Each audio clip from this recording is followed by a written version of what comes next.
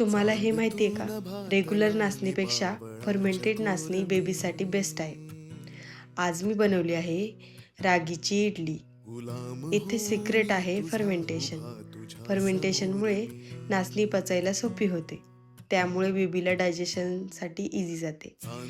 त्यामुळे calcium, iron ऑब्झर्प्शन better होते आणि इडली बनते सुपर सॉफ्ट, फ्लफी आणि टेस्टी.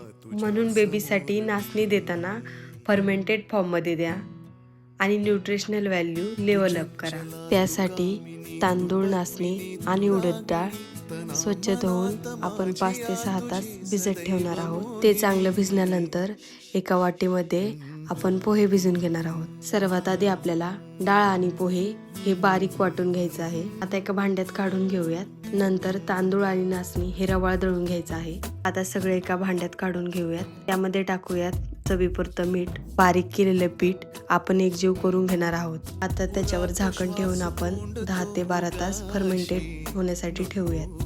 पीठ फर्मेंट झाल्यानंतर आपण जशा रेग्युलर इडल्या बनवतो तशा इडल्या बनवून घेणार आहोत. तयार आहे बाळाचा खाऊ. बेबीच्या सुपर हेल्दी रेसिपीसाठी पेजला फॉलो करा आणि व्हिडिओला लाईक करा.